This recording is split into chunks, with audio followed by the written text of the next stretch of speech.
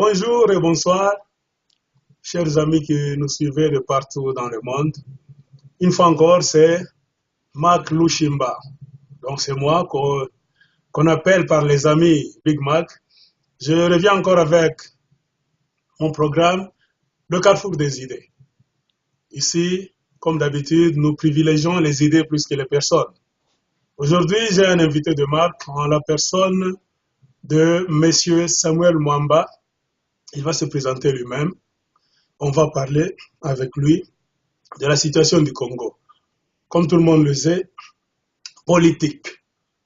Le Congo, c'est la politique, excusez-moi, qui fait parler beaucoup de gens sur terrain, à l'étranger, même sur les nets. Monsieur Samuel Mwamba, bonjour d'abord.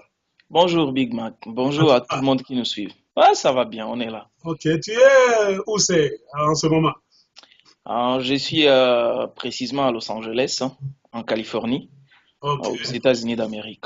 La situation là-bas, bon, le climat, comment ça va? Il fait très froid, très chaud. Bon, ici chez nous, c'est presque Kinshasa, c'est presque le Congo. Donc, nous sommes au désert.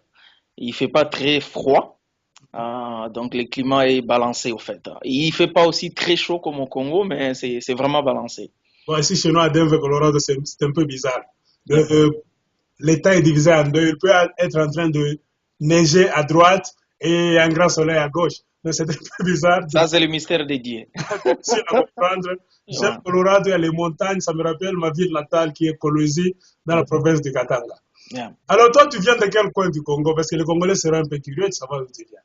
Ouais, bah, en fait, je suis du centre-est du pays, ça veut dire du Maniema, Ok, de Kindu, ma ville natale où je suis né, ok, mais originaire de Kabambare, ok, ça veut dire au sud, dans les frontières du Maniema et les Katanga.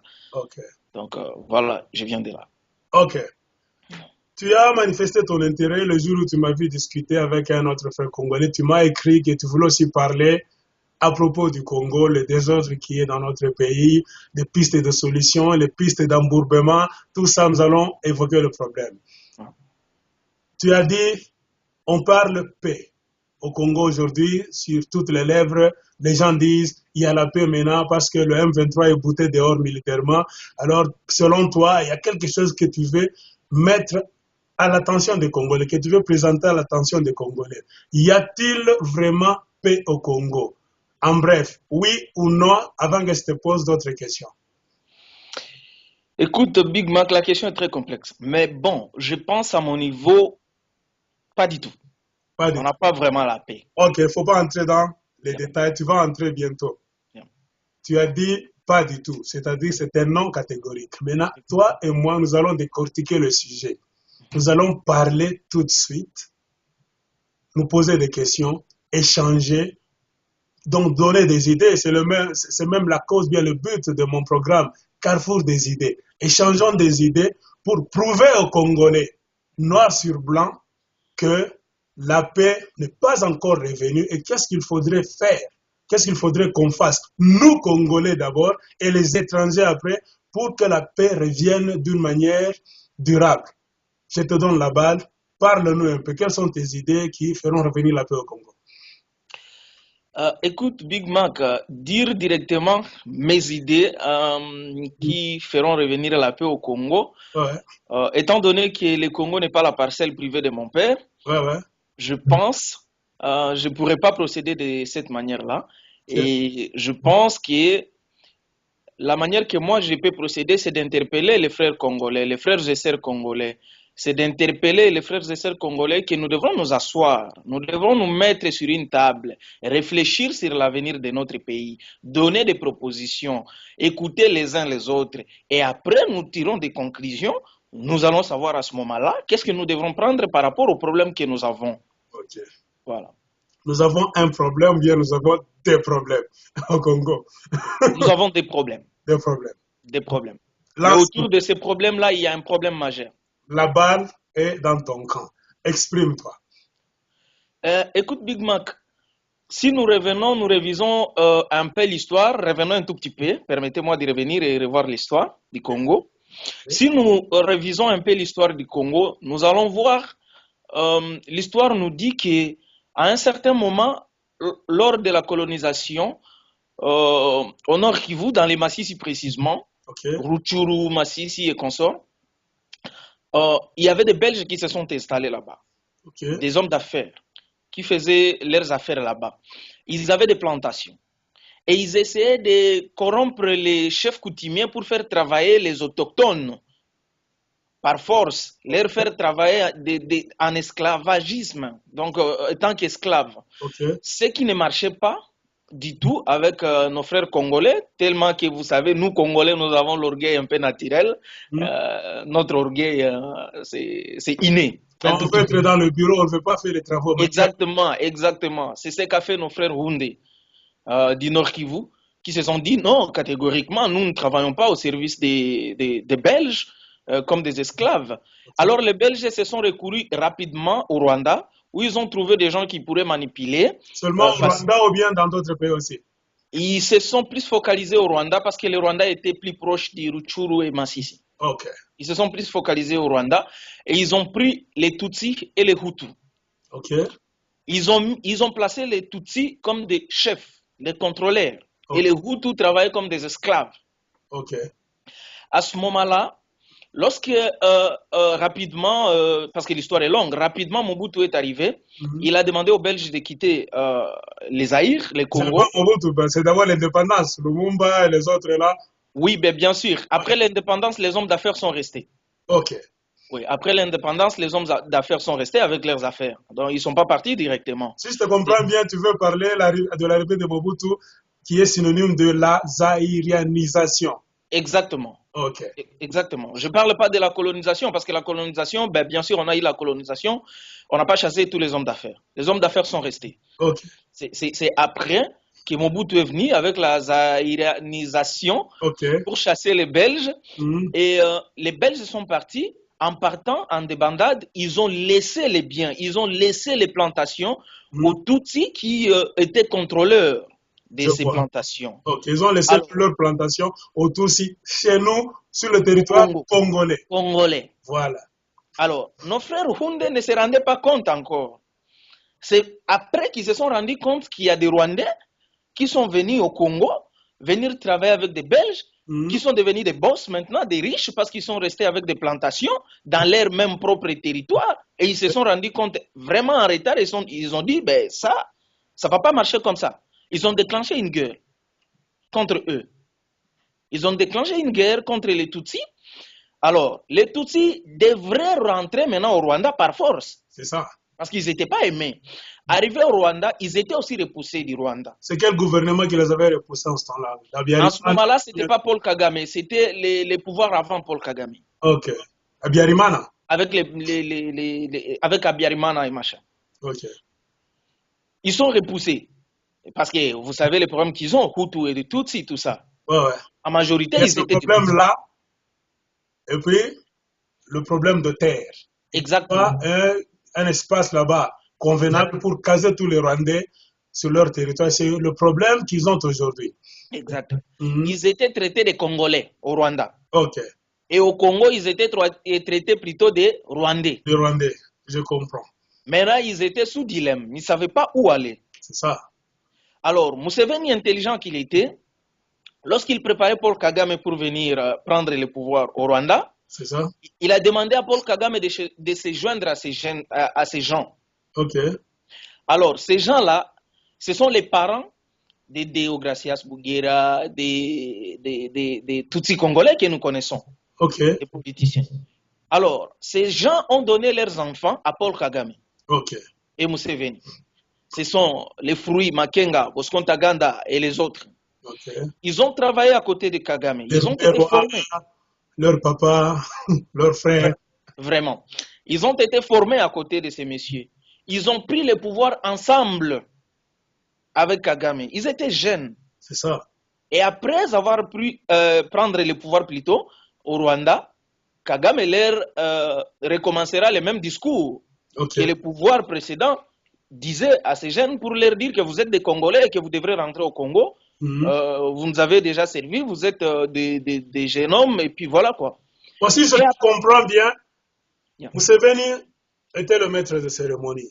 exactement. C'est sur son terrain en Ouganda que s'organisait l'exercice militaire, l'approvisionnement en armes, la recherche de sponsors à l'extérieur pour Yeah, venir reprendre le pouvoir au Rwanda.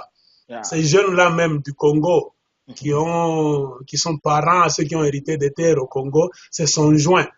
Paraît-il, chaque famille a donné une ou deux Ou personnes deux. pour aller Exact. s'entraîner en Ouganda afin Mhm. de revenir avec Kagame prendre le pouvoir au Rwanda. Après Alors, avoir pris le pouvoir au Rwanda, quelle était d'abord la promesse? Ma question, la première question est la suivante.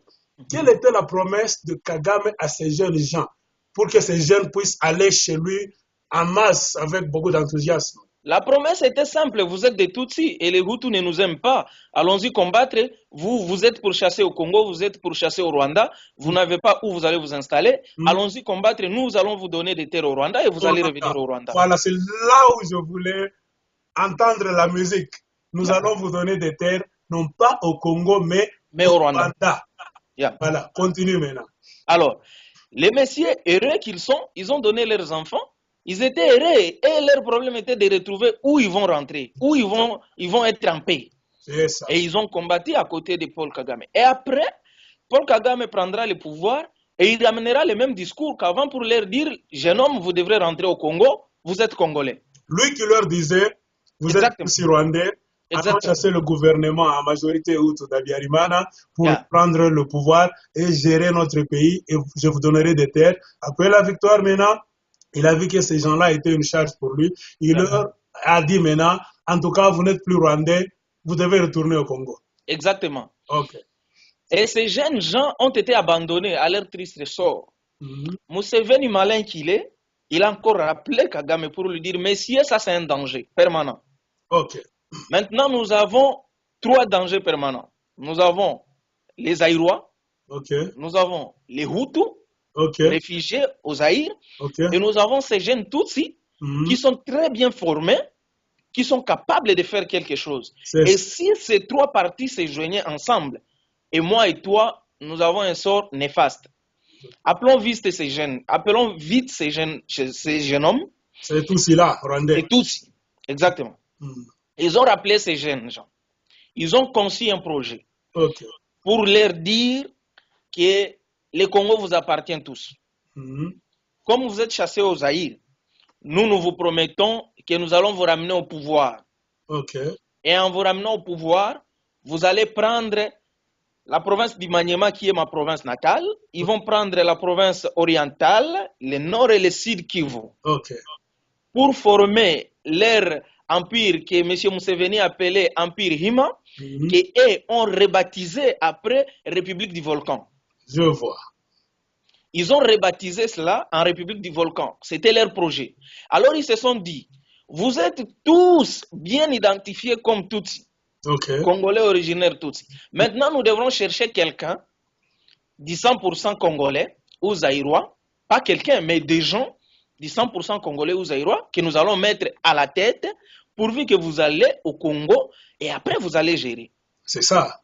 Par erreur d'histoire, ils sont tombés sur M. Laurent Désiré Kabila qui est patriote du sang à 100%. Ok. Si vous vous rappelez bien, j'ignore un peu le nom du documentaire, vous allez comprendre que M. Deogracias Bouguera raconte dans un des documentaires qu'il commençait déjà à douter de M. Laurent Désiré Kabila dès les premiers jours qu'ils se sont vus. Oui, je connais le documentaire en question. Ça s'intitule L'Afrique en morceaux. Exactement. Ouais. Parce qu'il dit qu'est-ce qui lui tiquait, lui, M. Laurent Désiré Kabila ne donnait pas vraiment les motivations qui lui motivaient à combattre M. Mobutu. Or que tout le monde donnait leur motivation, mais lui, il était en train d'observer. C'est ça. Ça dit aussi beaucoup. C'est ça. Arrivés au pouvoir, ils ont réussi quand même. Ils ont conquis le Congo. Ils ont pris le Merci beaucoup, je ne te coupe pas, parce que même Kagame, quelque part, toujours dans le même film, l'Afrique en morceaux, Kagame a stipulé noir sur blanc que Kabila was just an accident of history. Kabila, c'était un accident de l'histoire. C'est-à-dire que il revient à ma parole. L'Empire Hima et la République du Volcan étaient bien concoctés là-bas. Il fallait trouver un bouc émissaire, un Congolais Yuma Zoba, qu'il devait mettre devant pour entrer, chasser Mobutu et s'accaparer du territoire automatiquement. Donc faire ce qu'on appelle d'une pierre 2 ou bien 3 coups. 1, on chasse Mobutu. 2, on prend le territoire congolais. 3, on tue les Hutus rwandais qui sont au Congo pour être en paix dans notre région. Continue maintenant, ils sont entrés avec Kabila pour faire quoi? Ils entrent avec Kabila, avec leur plan machiavéliste qu'ils avaient sous la table, en train de masquer M. Laurent Désiré Kabila, patriote qu'il est et qu'il était. Okay. Le monsieur a vu cela et il a su un tout petit peu. Il n'a pas vraiment su bien déjouer les plans. On l'utilisait parce que le plan s'était fait en dehors d'abord du Rwanda et même de l'Ouganda. Les maîtres étaient des Occidentaux. On ne pouvait pas dire à Kabila toute chose. C'est pour cela que ça a pris du temps pour que Kabila, par expérience sur terrain, en cohabitant avec ces gens, puisse se rendre compte de beaucoup de choses qu'on ne lui avait pas dit. C'est pour cela qu'il représentait aussi un danger pour ces gens-là. Pourquoi? Parce que Kabila était aussi malin, comme disent les Anglais, very smart. C'était ce qu'on appelle, on a même appelé ça dans le même film, L'Afrique à morceaux, le marché des dupes. Ces gens-là croyaient duper Kabila. Kabila s'est baissé. Aussi, il avait un plan pour les duper. Alors, j'ai aussi mon plan. Eux aussi disaient à Kabila antérieurement, alors nous allons vous montrer notre plan. Et ils sont entrés avec Kabila. Exactement. Ils ont réussi un peu à socialiser les institutions. Okay. Je ne sais pas si vous comprenez ce que je veux dire. Je comprends. Exactement. Et lorsque M. Laurent Désiré Kabila a compris cela, il s'est joint rapidement à la population et la population lui a aidé, la population lui a secouru, la population lui est venue en aide pour chasser ces ventous qui venaient vraiment... On va continuer pour chasser ces gens-là. C'était déjà à l'intérieur du Congo où ils avaient vécu. Ils s'étaient approprié le Congo pendant une année pleine. Ça, tous nous connaissons. Mais reculons un tout petit peu en arrière. Cette idée fait débat dans les milieux des Congolais. Selon toi, si je te comprends, ils ont appelé Kabila pour le mettre devant afin d'entrer. Mais une version nous dit que c'est Kabila qui a appelé ces gens-là. Parmi ces gens qui voulaient entrer envers le Congo et Laurent Désiré Kabila, qui a appelé qui? Qui a fait entrer qui au Congo? Kabila ne savait même pas qu'il existait des gens qui aussi voulaient venir chasser Mobutu. Lui, il s'est contenté des minéraux qu'il exploitait aussi illégalement au maquis. Donc, il s'est contenté de sa vie là-bas. Il ne savait même pas. Est-ce Kabila qui a fait entrer ces Tutsis au Congo, ou bien ce sont ces Tutsis-là qui ont fait entrer Kabila au Congo? Selon moi, c'est les Tutsis qui ont fait entrer Kabila au Congo. Alors, si c'est eux qui ont fait entrer Kabila au Congo, c'est-à-dire qu'ils avaient plein pouvoir sur Laurent Désiré Kabila. Exactement. Alors, un vrai Congolais qui comprend la situation, qui veut savoir la vérité sans passion, doit vraiment cesser de dire que c'est Kabila qui a mis le Congo dans le pétrin aujourd'hui. Kabila n'a pas mis le Congo dans le pétrin. Voilà, c'est là où je venais, Big Mac. Okay. C'est là où je venais pour dire que Kabila n'a pas mis le Congo. Laurent Désiré Kabila, je dis bien.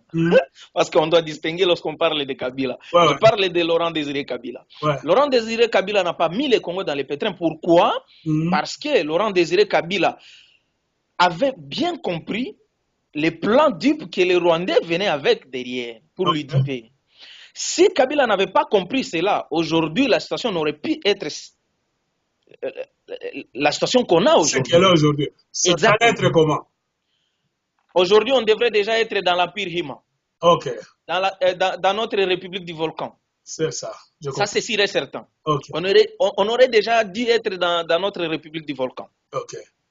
Donc, rapidement, parce que le temps ne nous permettra pas de faire l'histoire d'un grand film ici, nous allons rapidement, ces jeunes gens rwandais sont pourchassés. Les gens qui étaient reconnus des nationalités pures et simples rwandophones sont rentrés au Rwanda. Et ces jeunes gens sont réfugiés au Rwanda parce qu'ils étaient des Congolais. C'est ça. Ils se sont réfugiés au Rwanda. C'est tout cela. Exactement. Tu dis qu'ils étaient Congolais. Comment étaient-ils Congolais? Du fait qu'ils ont vécu au Congo depuis longtemps ou bien il y avait un document constitutionnel qui stipulait que c'était des Rwandais? Il y avait un document constitutionnel, Big Mac. Il y avait un document constitutionnel. Mobutu les avait offert à leurs parents la nationalité massive. Ça, tout le monde le sait. Donc c'est la faute à Mobutu aussi. C'est la faute à Mobutu, c'est Mobutu qui a donné. Et se réclame congolais. Et nous, Exactement. la génération d'aujourd'hui, nous voulons les chasser. C'est-à-dire c'est Mobutu qui nous a laissé ce problème-là. C'est Mobutu qui a octroyé aux parents de ces gens-là, de Deogracias Bouguera et consorts, la nationalité. Officiellement, quand on a la nationalité américaine, française, je ne sais pas, hollandaise, dans le pays, automatiquement, quand tu nais de ces parents-là dans le pays où ils vivent, automatiquement tu deviens soit hollandais, américain ou bien français. Donc, exactement. Ils ont le droit de réclamer la nationalité. Moi, je pense qu'ils ont le droit de réclamer la nationalité. Comme en veulent ou pas, mais moi, je pense... fanatique, tu veux être légaliste. Exactement. Donc, il faut utiliser les idées, non pas le fanatisme. Exactement. Ok, continue. Il faut pas dire des choses par sentiment. Sentimentalement, tu dis des choses sans analyser. Moi, je pense qu'ils ont plein droit de réclamer la nationalité congolaise. Parce qu'un gouvernement congolais, zaïrois de Mobutu, leur a octroyé la nationalité en masse. En masse. On continue. Alors, ces jeunes gens se sont réfugiés au Rwanda. Après cela, ces jeunes gens, en fait, se retrouvaient maintenant dans une des situations catastrophiques. Mais notre avenir, vraiment, finira toujours comme ça. Nos plantations sont arrachées. Nous sommes pourchassés de partout. Nous ne savons pas où. Et du Congo, et de l'Ouganda, et du Rwanda. Et du Rwanda. Sont en l'air maintenant. Exactement. Nous allons rester des réfugiés à vie. Ça n'a pas de sens. Et alors, à ce moment-là, Paul Kagame et son mentor, M. Museveni, ont encore revu les plans pour dire maintenant c'était le moment qu'il faudrait maintenant mettre en œuvre, comme Kabila venait de les recevoir, il devrait maintenant mettre en place les plans pour prendre en possession ma province natale, la province du Maniema, la province du Nord Kivu, du Sud Kivu et la province orientale pour maintenant constituer leur république du volcan ou empire Hima, où ces jeunes gens illettrés des majorités, je n'insulte pas, mais bien sûr qu'ils ne sont pas universitaires. Mais les militaires, ce sont des jeunes gens, ce sont des vrais militaires, des vrais soldats qui devraient qui n'ont pas de bagage intellectuel, qui ont la stratégie de guerre et les muscles seulement. Exactement. Qui devraient venir gérer ces coins-là. Alors, ils reviennent encore à leur plan pour dire on devrait chercher des Congolais, des vrais Congolais. Là, on voit la présence des Tambo Mwamba. On voit la présence de Zaidi Wangoma, Arthur Zaidi. On voit la présence de Wamba Diawamba. On voit la présence de Lambert Mende. On voit la présence de tous ces Congolais que vous connaissez. Même le Lambert Mende qui est dans le pouvoir, dans le gouvernement de Kabila. Exactement, il était avec RCD. Oh my goodness. Bien sûr. Alors, on a cherché tout ce groupe-là pour faire quoi? On a cherché tous ces groupes-là pour leur faire encore figurants, pour leur faire jouer le rôle de la figuration, comme a fait M. Laurent. Ils ne raisonnent pas profondément. Ils aiment les titres, même quand il est devant en tant que bouc émissaire, ils ne se rendent pas compte. Pourvu qu'ils soient en costume, parler en grand français là-bas, mais ceux qui gèrent sont derrière. C'est ça. Alors, ces Congolais sont venus jouer leur rôle qu'ils aiment bien jouer, des figurations. Ils sont devenus encore figurants. C'est le phénomène RCD. RCD est venu, ils ont réussi à prendre Nord Kivu, Sud Kivu, la province orientale. Ils ont essayé de gérer cette partie. Mais après, M. Kagame et M. Museveni se sont rendus compte que la balkanisation du Congo serait un plan impossible. C'est ça.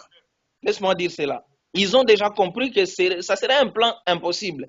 Et ces jeunes gens n'aboutiront pas à l'objectif qu'ils ont. Donc, Kagame et Museveni n'aboutiront pas à leur objectif de mettre ces jeunes gens des rois. Balkaniser le Congo, prendre le Congo. Exactement. C'est mission impossiblement impossible.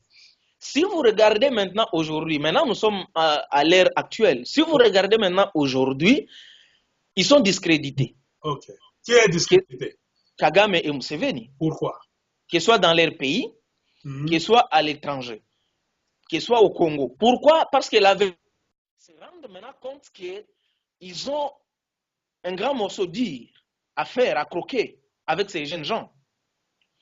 Je ne souhaite pas que ça soit ainsi, mais moi je pense, sachant et connaissant très bien ces messieurs, ils vont maintenant chercher comment s'en débarrasser de ces jeunes gens. Voilà. En cherchant s'en débarrasser de ces jeunes gens, voilà, je peux te dire, voilà le pourquoi Kagame a accepté lâcher Bosco Ntaganda à la CPI. Parce que Kagame pourrait aussi dire non. Kagame pourrait aussi dire non, il pourrait aussi refuser lâcher M. Bosco Ntaganda. Si vous entrez dans des détails, vous allez apprendre que les messieurs comme de Gilles Moutebousi, de Nkunda et des autres, ils sont vraiment malades au Rwanda. C'est ça. Nous ne savons pas quelle maladie ils ont. Qu'est-ce qui empêcherait que ce soit l'empoisonnement? Poison à retardement. Exactement. Donc, maintenant, les pouvoirs du Rwanda et de l'Ouganda sont en train de chercher comment ils vont s'en débarrasser de ces gens parce qu'ils ont déjà une grosse dette à ces jeunes gens. Okay. Pour vous dire que l'histoire que je suis en train de vous donner, je pense, c'est ça l'histoire vraie, c'est ça le problème du Congo. Vous vous rappellerez que M. Bosco Ntaganda, lorsqu'il a fui de Goma, il est parti se réfugier où? Dans des concessions. Où c'est? À Massissi. Ok. Vers Rutshuru, là-bas, Massissi consort. Donc, comme pour dire les concessions au pluriel de ses parents. Exactement. C'est là où il se réfugie. C'est là où même les armements que les gens de l'ONU ont découvert, les armements du M23 se sont retrouvés dans ces concessions-là. C'est ça. Que Mobutu a laissé à leurs parents jouer avec. Donc, pour vous dire en bref, selon moi, c'est ça l'histoire du Congo. Donc, nous spéculons sur l'histoire, sur les problèmes du Congo. Nous parlons des mines, nous parlons de la balkanisation, nous parlons de l'envahissement du Rwanda au Congo. Je pense que ce n'est pas ça l'histoire. L'histoire, c'est ça. L'histoire, c'est... Nous devons nous baser sur l'histoire que nous venons de relater ici. Réfléchissons quelles sont les pistes de solutions que nous allons trouver avec ces jeunes gens. Parce que nous voulons ou pas, ce sont des Congolais. Ils ont des enfants. Même si aujourd'hui qu'ils soient empoisonnés, qu'ils soient morts ou pas, ils ont des enfants qui ont déjà ces idéologies dans leur tête. Ces enfants reviendront tôt ou tard. Ces enfants reviendront réclamer leurs droits. Les droits de leurs grands-parents, les droits de leurs parents, leurs droits à eux propres. Donc, à un certain niveau, si nous disons par ignorance que la guerre est finie, détrompons-nous. Vraiment, détrompons-nous. La guerre n'est pas finie. Le problème n'est même pas encore... en train de nous dire que c'est une récréation. C'est un repos, ce qu'on appelle en anglais break. Exactement. C'est repose et puis ça va encore recommencer à un moment donné dans l'histoire. Yeah. Exactement. Alors, qu'est-ce que tu peux conseiller au gouvernement actuel, le gouvernement excusez, de Joseph Kabila, de faire afin de trouver une solution durable? Je pense, moi je ne veux pas parler des gens. Okay. Comme ton omission d'ailleurs, l'objectif principal est de ne pas parler des gens, mais de développer les idées. Je pense M. Vital Kamerhe, excusez-moi de toucher en passant son nom, avait déjà donné des pistes de solutions. Okay. Lesquelles? Et dans ces pistes de solutions était de parler avec ces jeunes gens, de dialoguer avec ces jeunes gens, de ne pas les chasser comme nous le faisons. Parce que tant que nous allons les chasser, on aura toujours les problèmes. Au Rwanda, ils les ont aussi chassés, mais ils les ont chassés malignement. On les chasse.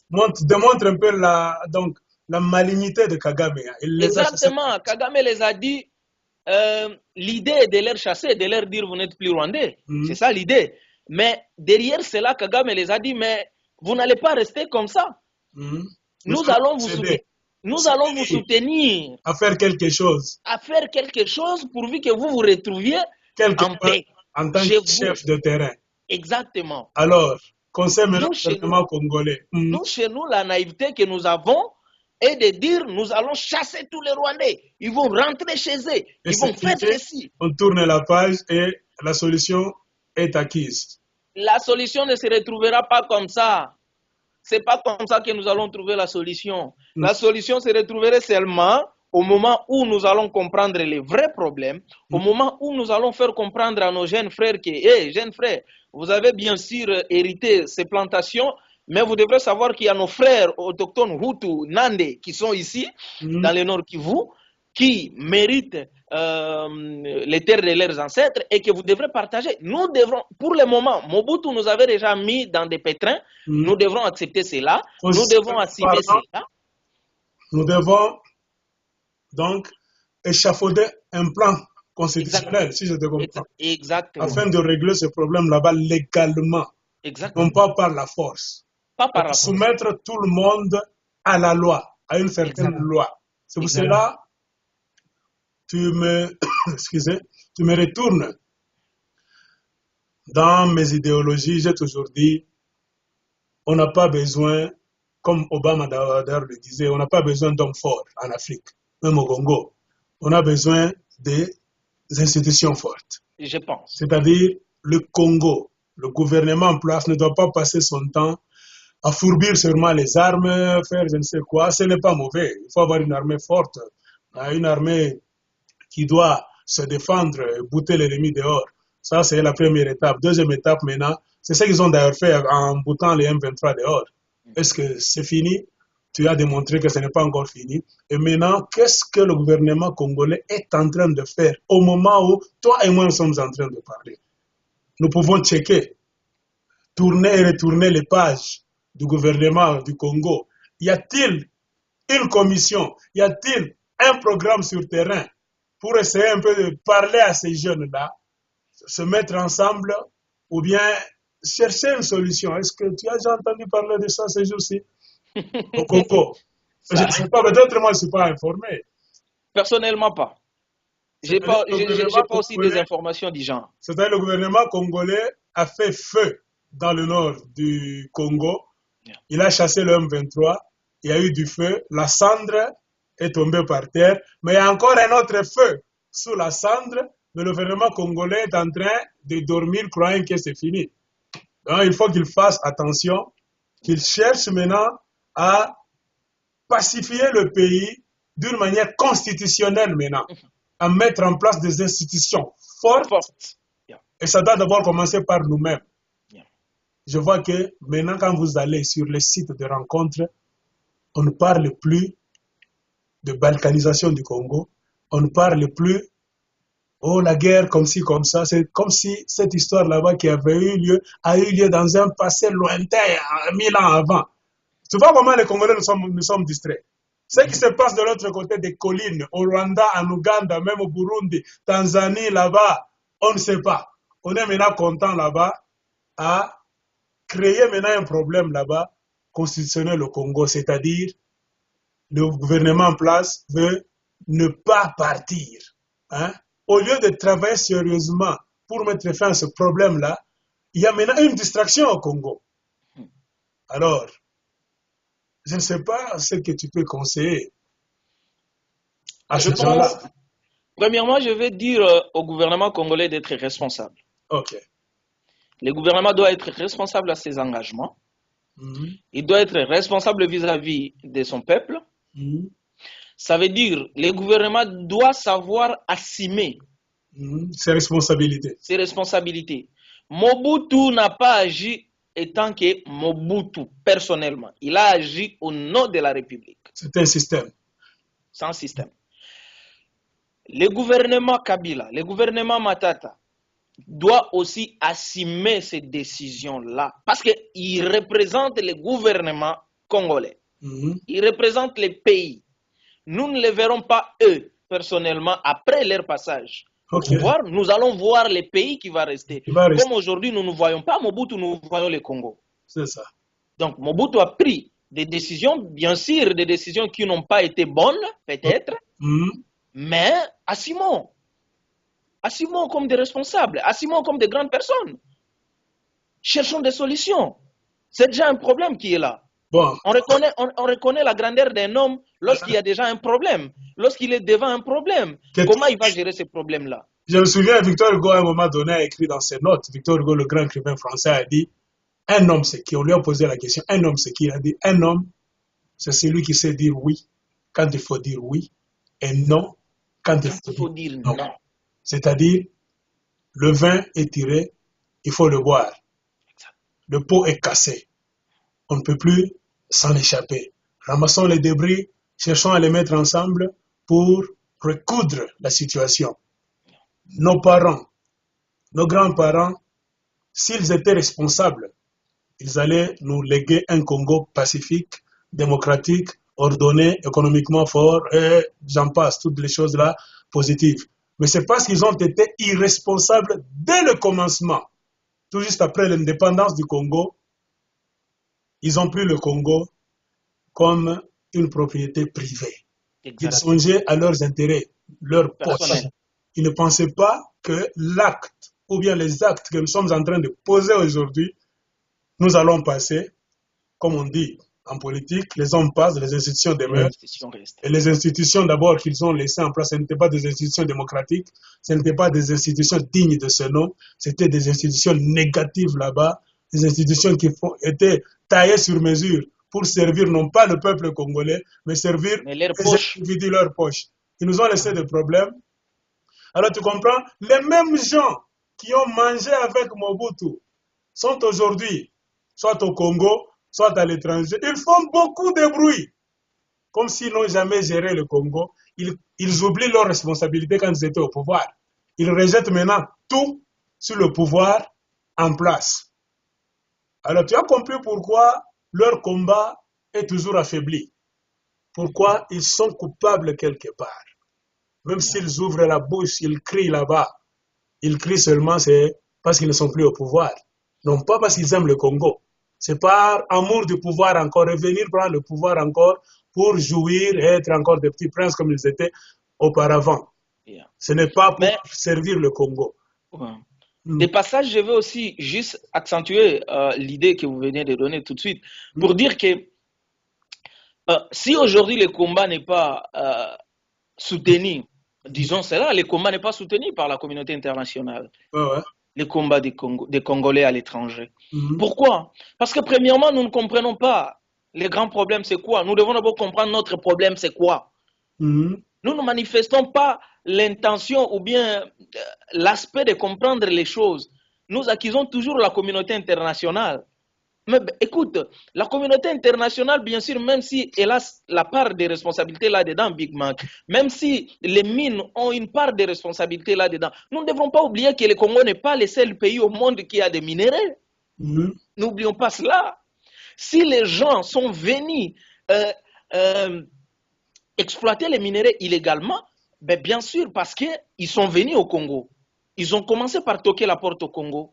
Et vous leur mettez des taxes, vous leur mettez des commissions, vous leur mettez des corruptions, vous leur mettez des choses. En fait, ils se retrouvent mal à l'aise. Le monsieur vient, par exemple, faire exploiter ou soit faire des business.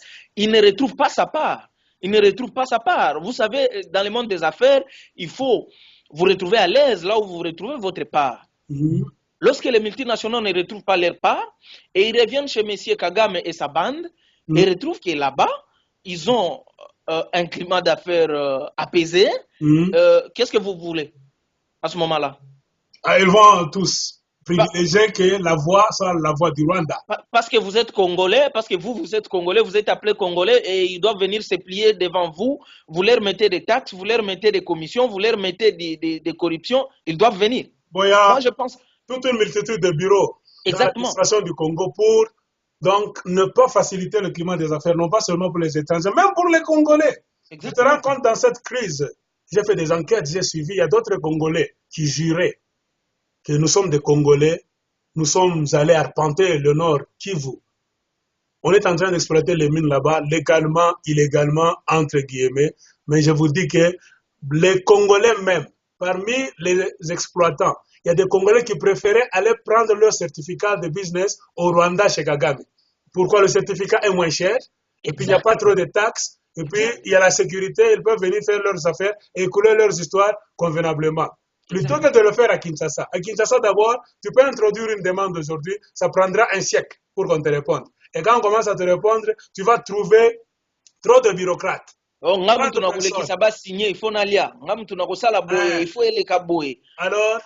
avec ces attitudes-là, aimer le pays, c'est l'irresponsabilité aussi du gouvernement et de ces gens qui fait qu'il y a d'autres problèmes là que nous ne devons pas toujours rejeter sur le dos des étrangers, le dos des autres. L'étranger, c'est un voleur. J'ai discuté dernièrement avec un tas d'amis. Oui, la guerre du Congo, c'est la responsabilité des Congolais.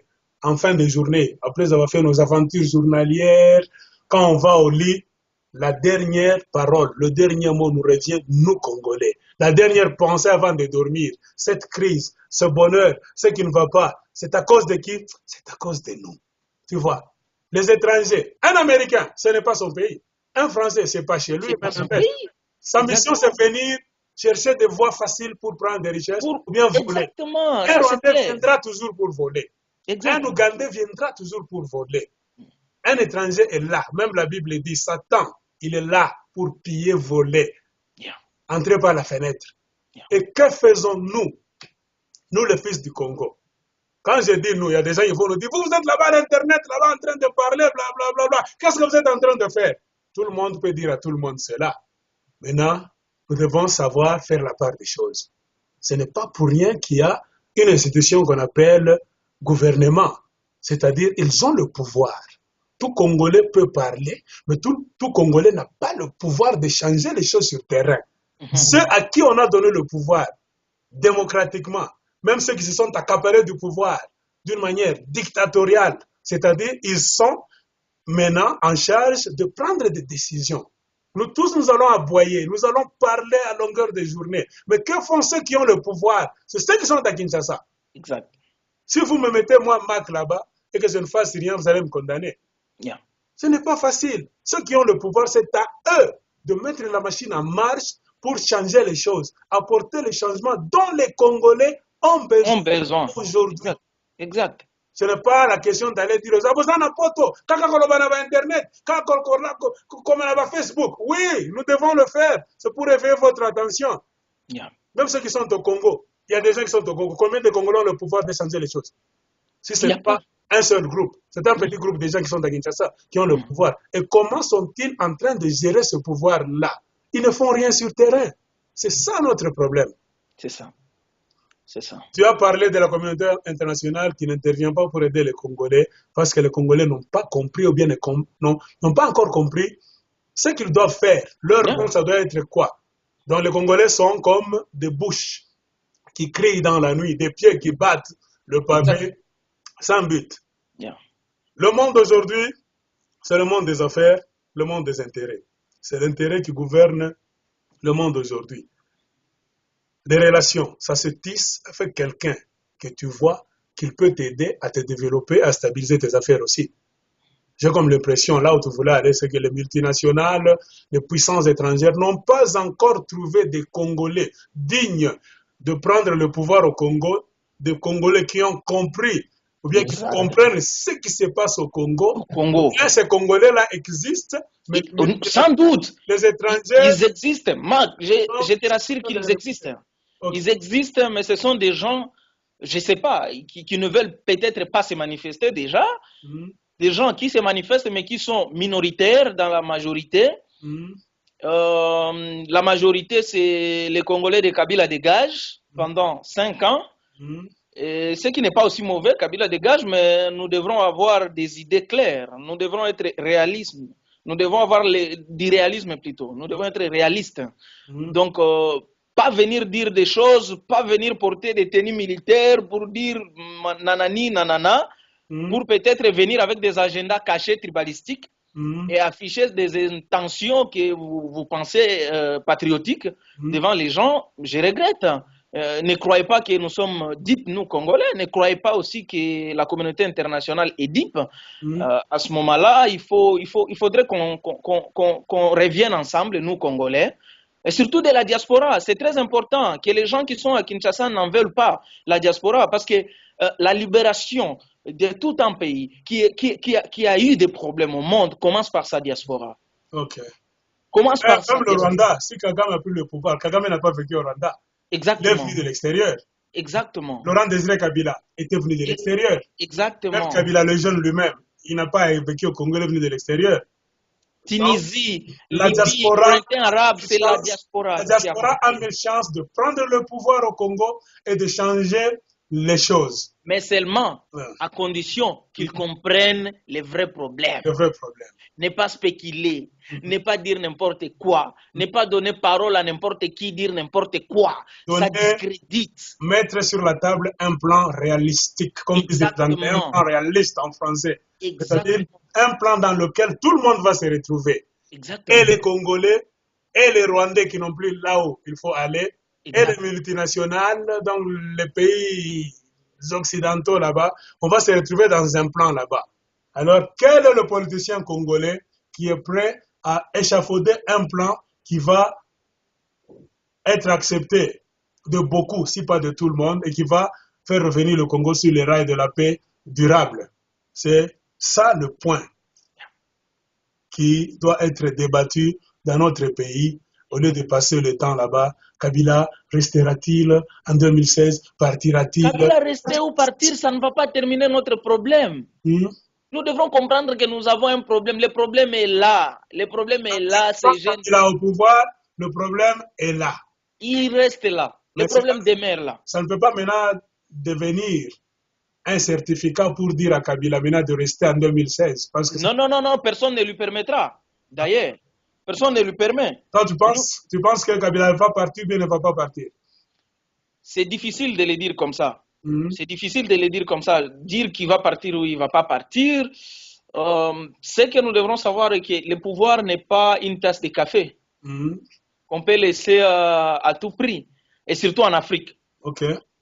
Donc, je pense, ça c'est mon idée personnelle, je pense de lui-même, M. Kabila, de lui-même, il peut laisser. Ok. Il peut laisser. Mais l'entourage ne lui permettra pas. Moi aussi, je dis que l'histoire d'entourage là-bas, ce n'est pas dans mes théories. Quand je raisonne selon ma philosophie, les politiciens, les présidents d'Afrique sont des menteurs. Hein? C'est eux qui lancent la machine. Qui mettent sur le terrain donc leurs pions pour aller sonder les intentions du peuple. Et puis ils se cachent pour dire non, le président lui-même a envie de laisser, mais ce sont ses conseillers, l'entourage. Ça, c'est faux. Kabila, pour ne pas citer son nom, un président normal, c'est quelqu'un qui a plus de 18 ans. C'est-à-dire qui est adulte, qui est responsable, qui connaît le bien et le mal. Tu ne vas pas nous dire que c'est l'entourage, ce sont des conseillers qui t'induisent en erreur. Si les conseillers t'induisent en erreur, tu dis, moi je plie mes bagages, je pars. Prenez le pouvoir de la manière dont vous voulez. Ils ne vont pas te tuer. Ils vont rester là-bas, la bouche. Moi je pense que ta phrase est une interpellation pour lui. Ouais. Je pense que c'est une interpellation pour lui et qu'il doit en tenir compte. Il doit en tenir compte. Puisque moi, en tout cas, selon ma façon de voir les choses, tu l'as dit aussi, les Anglais disent power is very sweet. Le pouvoir est sucré. On peut avoir d'autres idées quand on est dans l'opposition. Une fois qu'on accède au pouvoir, le sucre donc du pouvoir là-bas, il faut être un homme honnête pour dire j'ai fait ma part selon la loi, ma fin c'est ici, je lave les mains, je quitte. Avec mes échecs et mes réussites, cher peuple, frères, compatriotes, au revoir, qu'un autre passe. Mais les présidents africains ne préparent jamais leurs successeurs. Hein? Tu vois la mauvaise volonté. Toi, tu es au pouvoir, tu n'es pas un Dieu, tu n'es pas éternel. Pourquoi ne pas préparer déjà un ou bien des successeurs? Hein? Il n'y a rien qui est fait. Il bloque tout. Il est là toujours lui-même sur le podium. Et tout cela, ça occasionne quoi? Le changement de pouvoir là-bas en débandade. Et les gens vont dire, comme quelqu'un qui me disait dans une émission passée, toi tu penses que si Kabila part aujourd'hui, qui va diriger le Congo? Je dis, mais monsieur, il faut être malade pour dire ça. Kabila, est-ce que les gens croyaient que Joseph Kabila allait diriger le Congo? Jamais. On n'avait jamais eu l'idée qu'un homme de la trempe de Kabila, selon d'abord son âge, son passé, son niveau d'études, on ne pouvait jamais diriger qu'un homme pareil peut diriger le Congo. Mais c'est arrivé au Congo. Alors après lui maintenant, il y a toujours des Congolais qui croient que ce Kabila qui est à côté les choses, mais ça c'est une maladie. Si Kabila a réussi de diriger le Congo, avec toutes les qualités que je viens de dire, ils oublient que nous avons 77 millions d'habitants maintenant. C'est ça le problème. Comment sur 77 millions d'habitants, nous ne pouvons pas avoir une seule personne qui peut diriger? Nous refusons d'être bornés, d'être limités. Donc Dieu sait, il y a toujours des Congolais que nous ne connaissons peut-être pas, toi et moi. Dieu va encore lancer. De la même manière, là, fait une surprise au Congo en lançant Joseph Kabila. Il va lancer encore quelqu'un qui sera même mieux que Kabila. Alors que le pouvoir en place ne discute pas autour de l'article 220, lancer des fous du roi là-bas pour sonder les intentions du peuple congolais. Tout ça, ça n'amène à rien. C'est le désordre sur désordre. S'ils aiment le Congo, c'est le moment de chercher des solutions de la manière que nous venons d'invoquer. Exact. Il n'y a plus de bruit de bottes. dans l'est du Congo, il n'y a plus de bruit des coups de Kalachnikov. Mais cela ne veut pas dire que c'est la fin de la guerre. Il faut maintenant aller à la racine. Les causes dans le passé, à l'époque coloniale, quand Mobutu a pris le pouvoir, quand Kabila est venu, quelles sont des histoires là qui continuent toujours à créer polémique, qui continuent toujours à discréditer le Congo, qui continuent toujours à nous mettre dans la position de faiblesse. Arrangeons ces histoires-là. C'est ça le problème que le gouvernement en place doit faire, au lieu de s'en prendre seulement aux Congolais. Donc, quand un ministre parle, pour ne pas citer les gens, je le cite en passant, j'ai vu Lambert Mende à qui on posait des questions par une journaliste là-bas, Barbara. J'ai aussi été indigné par la façon dont Mende répondait. En tant que ministre, il n'a même pas laissé le temps à la femme là-bas, journaliste, de s'exprimer, de poser des questions. Un ministre là qui coupait chaque fois la parole qui s'imposait. J'ai lu dans ce monsieur une dictature là-bas qui est en train de grandir tous les jours. Exactement. L'orgueil, bon, tous ceux qui sont en train de condamner chez Mobutu, chez les Mobutistes, j'ai comme l'impression que les gens dans le gouvernement de Kabila sont en train de le faire. Exactement. Ils se comportent de la même manière que les Mobutistes qui sont en train de condamner. Il n'y a plus d'humilité. Quand tu prends le micro là-bas, tu vois, ils sont orgueilleux. Ils pensent que Mobutu n'était pas éternel, eux seront maintenant éternels. Ça, c'est faux. On va les retrouver dans la rue, dans de mauvaises conditions, qu'ils fassent déjà attention. C'est-à-dire, chers frères congolais, nous devons savoir dialoguer. C'est ça. Au lieu d'insulter les gens inutilement, nous mettre autour d'une table. Et quelqu'un aussi s'est plaint. Il m'a envoyé une question. Et quand vous remarquez, il y a aussi la question de l'amnistie. Paraît-il, même les criminels de guerre dans l'Est ont été amnistiés là-bas en masse par le gouvernement de Joseph Kabila. Tu as une idée là-bas? Bon, bien sûr, hein, les criminels de guerre ont été amnistiés, mais vous savez, cette situation est très complexe. Je vais vite donner mon point de vue à ce sujet parce que je pense que le gouvernement n'est pas seulement deep. Elle sait quand même quelque part ce qu'elle est en train de prendre comme responsabilité. C'est pourquoi ici, je vous ai dit, Mobutu a pris des décisions, mais aujourd'hui des décisions qui nous coûtent cher. Alors, j'interpelle tout justement, je ne donne pas mon avis, mais j'interpelle tout justement au gouvernement avant de prendre des responsabilités. Des décisions. Exact, ou des décisions qu'ils ne voient pas seulement l'avenir de leur pouvoir, mais qu'ils voient l'avenir de nous, la jeunesse, du peuple congolais, nos enfants, nos arrière-enfants, nos arrière-enfants, nos petits arrière-enfants. Qu'est-ce qu'ils vont hériter de nos décisions? L'hymne national congolais. Exactement. Quel Congo allons-nous léguer à notre postérité? Exactement. Aujourd'hui, ce que Mobutu nous a légué, c'est du pétrin. C'est ce que nous vivons aujourd'hui. C'est la souffrance. C'est ce que nous vivons aujourd'hui. Manque d'éducation. C'est ce que nous vivons aujourd'hui. Alors, moi je pense l'histoire ne nous sert que pour nous conseiller. La situation de Mobutu devra plutôt conseiller le gouvernement aujourd'hui. Ça doit être une leçon. Une leçon exactement, pourvu qu'il puisse prendre des décisions plus responsables, avec sagesse. Je sais qu'il y a des sages, qu'il y a de bons juristes au sein du gouvernement, qu'il y a des gens très intelligents au sein du gouvernement, qui peuvent réfléchir d'ici avant de signer. Le ça ne va pas vient d'où? Le ça ne va pas, c'est ça. Tous ces gens-là que tu viens de mentionner. Le ça ne va pas vient au moment où, dans les têtes des Congolais, le djalelolisme n'est pas encore sorti de leur tête. Ça veut dire personnalité. Exactement. Un machallah, par exemple, parce que passe devant les caméras pour dire que Joseph Kabila doit demeurer là-bas parce qu'il n'a pas encore fini son plan. Lui, machallah, il n'a même pas d'ambition pour devenir président. Exactement. Lui, à son âge, il n'a pas d'ambition pour faire quelque chose pour le Congo. Il est là-bas, il s'efface dans la boue, dans la poussière, pour toujours pousser Joseph Kabila. Ça, c'est le paternalisme. Chercher toujours un papa.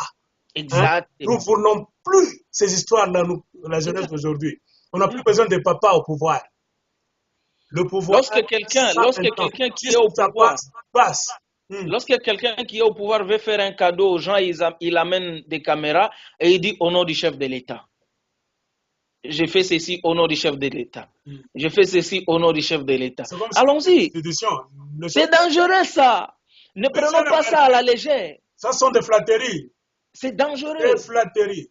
Ce sont les dialolismes. Quand il est venu au pouvoir, il est venu de la Tanzanie avec son père Désiré, entre guillemets, tout ça. Il est venu au pouvoir. Il est venu avec quoi? Pour nous dire aujourd'hui, ça c'est le don du président. Le président a donné. Il est venu avec quelle mine d'or, quelle mine d'argent? Ce sont les biens du peuple congolais. Vous faites des dons. Remerciez les institutions. Ne faites pas mention des noms des gens là-bas. Oh maman Olive, merci. Papa Kabila, nous ne voulons plus ça. Nous avons condamné ces histoires sous Mobutu et nous continuerons à les condamner. Le culte de la personnalité, nous ne voulons plus ça. On a parlé de l'amnistie. Ils ont laissé. Paraît-il, ils sont en train de faire un plan là-bas. Ils vont donner donc la liberté à masse, même aux criminels qui ont contribué à la mort de plus de 8 millions de Congolais. Donc là, ils reviennent au pas de Mobutu qui a donné des nationalités à masse. Voilà. Okay. Pas leur condamner Mobutu qui a donné la nationalité à masse. Si aussi sont en train d'échafauder un plan pour donner l'amnistie en masse, même aux criminels qui ont tué les Congolais. Okay. Alors, on donne l'amnistie en masse aux Rwandais qui sont entrés au Congo après avoir tué des millions de Congolais, alors qu'on est en train de s'acharner à ses propres frères congolais. Pour ne pas parler du cas de Diomi Ndongala, Fernando Coutinho et Idi Kapend, qui sont toujours en prison. Hein? On n'a même pas un plan d'amnistie pour ces vrais Congolais-là. On les malmène pour de quelle affaire d'abord? Des affaires communes, on dit, des affaires de droit commun. Hein? Mais des criminels de haut niveau, les criminels de guerre. Vous êtes content de leur octroyer une amnistie là-bas, mais les vrais Congolais, pour des petits problèmes là, tu vois, le monsieur du gouvernement là-bas orgueilleux, qui tourne de tour, vous amenez quelqu'un au tribunal à 23 heures. Dans quel pays? Hein? Sous procès à huis clos. Hein? Le monsieur attend son jugement, mon frère, le monsieur attend son jugement de 8 heures du matin à 23 heures, 21 heures. C'est quand malade. On est avec lui. Ça, il est malade, sa santé est maladive. Vous voyez tellement, oui, qu'il est véritablement malade, qu'il ne fait pas semblant. En tout cas, que les gens qui sont au pouvoir fassent attention. Yeah. Les yeux du peuple congolais sont sur eux. Tous ceux qui sont en train de faire sur leur propre Congolais, ça leur arrivera aussi. Je ne sais pas si ils ont eu le temps d'apprendre des leçons. Alors, chers amis qui venaient de nous suivre, nous avons essayé un peu d'effleurer en long et en large la situation au Congo. Bien qu'on a parlé des petits problèmes à la fin, mais le grand problème, c'est la question principale. La fin de la guerre au Congo. Est-ce que la guerre est finie, oui ou non? C'est à nous, Congolais, d'abord. Il ne faut pas laisser ce devoir aux Américains, aux Britanniques, aux Français, aux Belges, les Rwandais, les Ougandais, tous. On peut les citer en passant. La responsabilité finale nous revient, nous, Congolais, au Congo et dans la diaspora. Est-ce que la guerre est finie véritablement? Répondons à cette question. Merci, M. Samuel Mwamba, d'être vraiment sur notre programme. En tout cas, comme d'habitude, le carrefour des idées. Pour ceux qui ont envie de passer encore, de parler, je suis toujours là. Mac Lushimba, qu'on appelle Big Mac. Je vais donner mon adresse email. Écrivez-moi, appelez-moi. On vous donnera la parole. N'oublions pas toujours. Ciao, ciao. Le mot d'ordre, c'est ne jamais trahir le Congo. Le Congo. Merci. Bye, merci. Bye bye.